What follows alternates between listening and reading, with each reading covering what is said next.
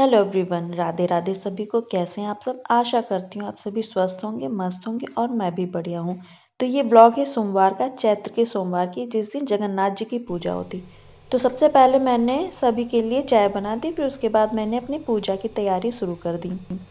जगन्नाथ जी की पूजा 2 सोमवार में की जाती है। एक सोमवार में कच्चा चढ़ता है और दूसरे सोमवार में पक्का चढ़ता है। जगन्नाथ जी के प्रसाद में पूड़ी, पुआ, गुड़ धनिया, गुजिया और चरणामृत आदि प्रसाद बनाकर उनकी पूजा की जाती है। और जगन्नाथ जी की पूजा में प्रसाद का बहुत महत्व होता है। जैसा कि कथा में बताया भी गया है कि सुदामा जी ने किस तरीके से अपनी बेटी से कहा प्रसाद बनाने के लिए और उसने बनाने में आनाकानी की तो उसकी क्या हालत हुई। और छोटी बेटी ने कुछ भी ना होने के बावजूद भी पूरे मन से, सच्चे मन से प्रसाद बनाया तो वो कहाँ से कहाँ पहुँच गई। और वैसे भी प्रसाद बनाएं या खाना बनाएं, जो भी बनाएं बहुत श्रद्धा से बनाना चाहिए। प्यार और सच्ची श्रद्धा से बनाया गया भोग ही भगवान स्वीकार करते हैं और अभिमान पूर्वक बनाया गया भोग भगवान बिल्कुल स्वीकार नहीं करते हैं। और कब किस पर प्रभु दयावान हो जाएं ये तो प्रभु ही जानते हैं। जैसा कि लोग कहते भी हैं कि जरूर कोई तो लिखता होगा कागज और पत्थर का भी नसीब।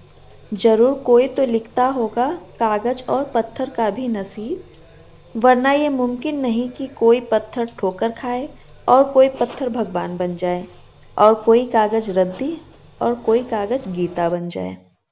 इस कविता से ये पता चलता है कि हमारे अच्छे बुरे कर्मों का क्या नतीजा होगा, वो हमें इसी से पता चलता है। कर्म की गठरी लाद के जग में फिरे इंसान, जैसा करे वैसा भरे यही है विधि का विधान। कर्म करे किस्मत बने जीवन का यह मर्म, प्राणी तेरे भाग्य में तेरा अपना कर्म। और कविता के साथ साथ मैंने अपना प्रसाद भी तैयार कर लिया है। बस थोड़ी सी गुजिया रह गई हैं, वो भी मैं बना के पूजा की तैयारी करती हूँ। चलिए आइए पूजा की तैयारी करते हैं।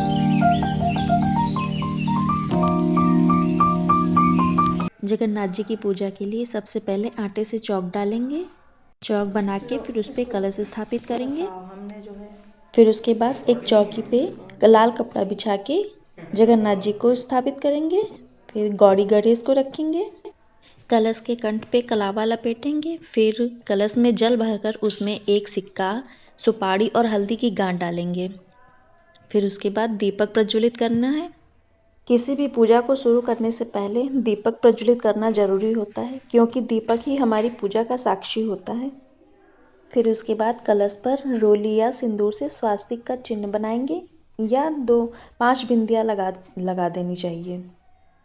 जगन्नाथ जी का यह व्रत निर्जल ही रखा जाता है। बिना पानी पिए ही हम इनकी पूजा करते हैं।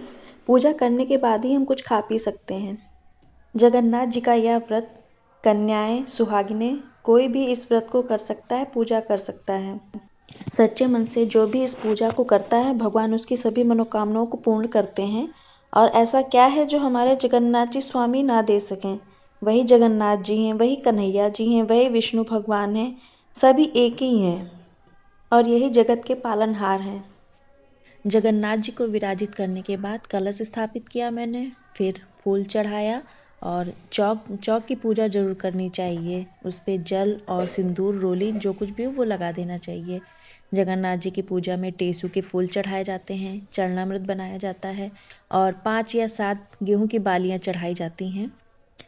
बौर सहित आम के पत्ते चढ़ाए जाते हैं और कच्चे आम चढ़ाए जाते हैं। फिर उसके बाद जो भोग बनाया था पूड़ी, पुआ और गुजिया का, तो सबसे पहले मैंने गौरी और गणेश जी को चढ़ा दिया। ये प्रसाद जो चढ़ाया जाता है या तो आप कन्या को दे सकते हैं या गौ माता को भी खिला सकते हैं। फिर उसके बाद जगन्नाथ जी को भोग अर्पित करें 5 या 7 जगह रख के, जिसमें गुड़ धनिया भी रखी हो।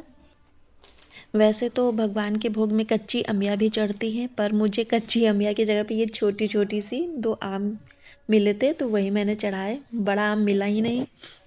जगन्नाथ जी की पूजा में आटे के दीपक भी बनाए जाते हैं 5 या 7।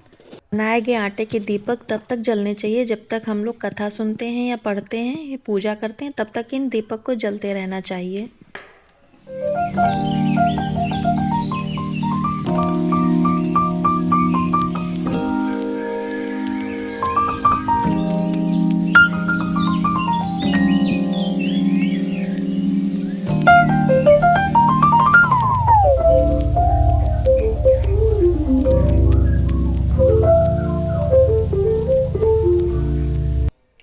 और हाँ, जगन्नाथ जी की पूजा में बेंत भी रखे जाते हैं।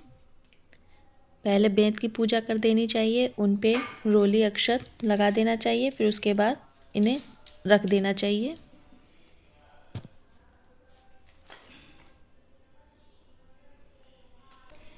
जगन्नाथ स्वामी की जय, जगन्नाथ व्रत कथा की जय, जगन्नाथ स्वामी की जय, सुभद्रा मैया की जय, बलदाऊ भैया की जय।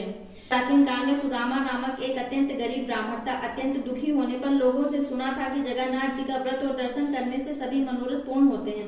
इस सुदामा जी ने श्री जगन्नाथ जी का व्रत और दर्शन करने का निश्चय किया। घर में ब्राह्मणी को समझाकर थोड़े से चावल लेकर दर्शन के लिए चल दिए। श्री जगन्नाथ जी के स्थान का पता पूछते पूछते यात्रा आरंभ की। यात्रा करते कई माह बीत गए। इस बीच सुदामा जी ने अनेक दुखी लोगों से साक्षात्कार भी किया। सभी ने सुदामा जी को श्री जगन्नाथ जी के दर्शन को जाते हुए जानकर प्रार्थना की कि हे महाराज, हमारे दुखों को भी भगवान श्री जगन्नाथ जी से हमारी प्रार्थना करना। इन दुखी लोगों में बाल से बंधा झूमता हाथी, आम का पेड़, रंभाती गाय का बछड़ा, ताल तलैया, आग से भरी बरोसिया वाली औरत, मुचिया चिपकी औरत, इन सब ने अपनी अपनी व्यथा को कहा। हाथी ने कहा कि मेरा जीवन बंधे ही गुजरा जाता है, मुझे ना कोई खोलता ना ही समीप लाता है। आम के पेड़ ने कहा कि मैं इतना अभागा हूँ कि समय से मेरे फल लगते हैं।